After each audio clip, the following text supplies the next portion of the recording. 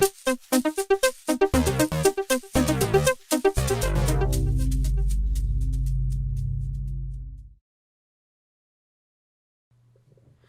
aften og velkommen til de historiske nyheder. For tiden vælter det ind med mails fra bekymrede seere, der bestemt ikke er overbeviste om vaccinernes ubetingede velsignelser. Især nu, hvor tvangsvaccinationer pludselig er kommet på menuen flere steder i Vesten. Her på redaktionen fandt vi det allerede fra pandemiens start besynderligt, at WHO gik ud og slog fast, at vacciner var den eneste vej ud af pandemien. Svenskernes tanker for eksempel om en naturlig vej at opnå flokimmunitet blev for første færd mistænkeliggjort og affejet. Vi stod i en helt ny situation, og alligevel var der en central spiller, der slog fast, hvilken vej der var farbar og hvilke der var blindgyder. Ikke overraskende var den vej med størst profit også den, der blev promoveret. Og sådan har det med at være. Tobaksindustrien hævdede i en menneskealder, at deres produkter var sikre, alt imens den agrokemiske tjente formuer på produkter, de påstod aldrig ville forpeste grundvandet. Olieindustrien har kendt til drivhusgasser i 50 år, og lektien vi burde have lært er, de rigeste industrier i verden lyver, de fordrejer og de forplumrer forskningsresultater, og de har kun ét fokus, og det er penge. Menneskehedens overlevelse. Ha! Couldn't care less.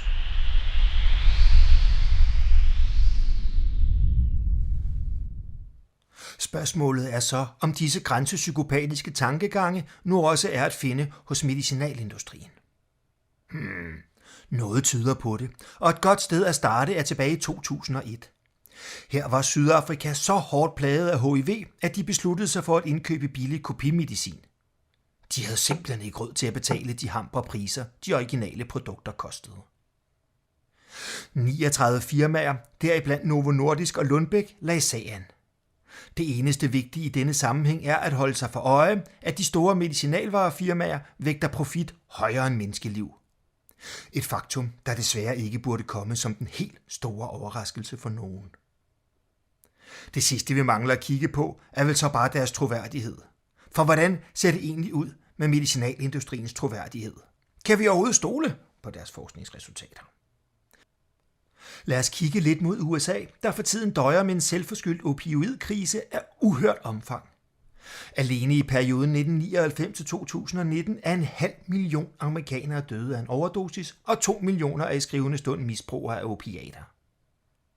Hele misæren bunder i, at flere af de helt store spillere inden for medicinalindustrien blev ved med at fastholde, at deres produkter med afsæt i Oxycontin slet ikke var vanedannende.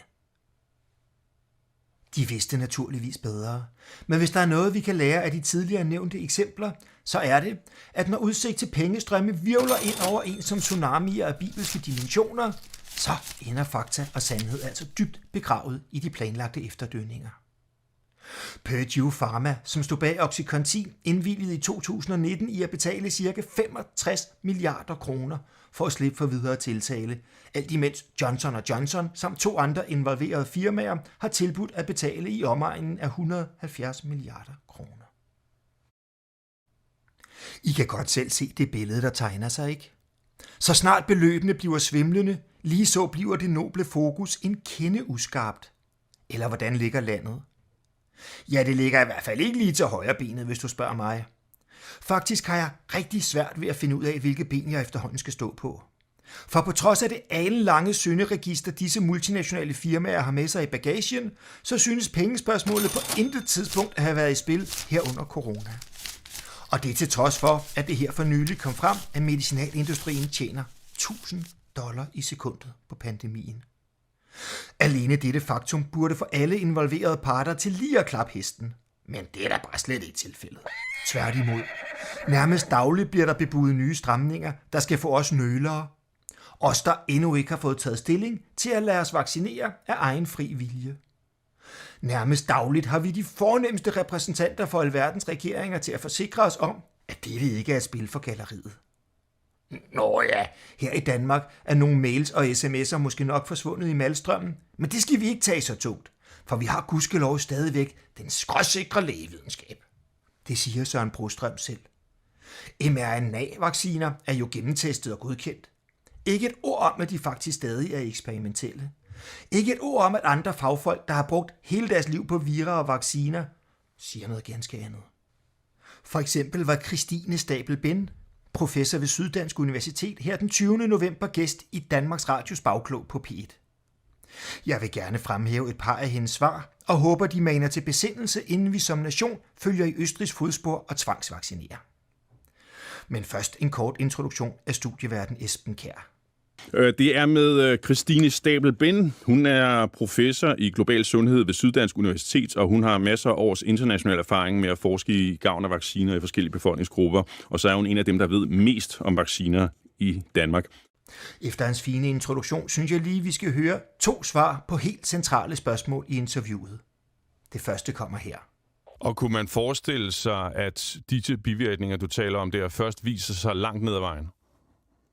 Ja, det kan man. Altså hvis det er autoimmunitet og cancer, vi snakker om, så ja, så kan de vise sig langt ned ad vejen. Og det andet lyder som følger. Deltager vi alle sammen i verdenshistoriens største medicinske eksperiment i øjeblikket? Ja. Ikke særlig betryggende, vel?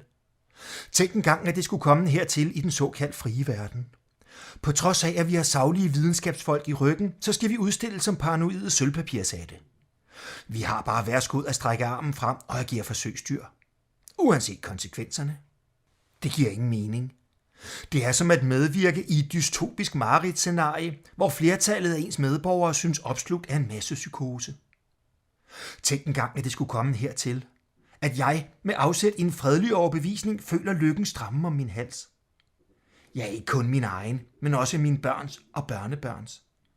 Tænk engang, at man her i Vesten med alle vores frihedsværdier skal frygte vores egne regeringer. For første gang i mit liv ved jeg præcis, hvorledes en systemkritiker fra Hongkong har det. Ja, eller en jøde under 2. verdenskrig. Langsomt, men sikkert bliver vi hegnet ind. Vores muligheder for at undslippe den store, onde overmagtsgreb svinder ind dag for dag, og snart må vi sande, at spillet er tabt. I hvert fald skal vi have et skud, eller 2, 3, 4. Who's counting?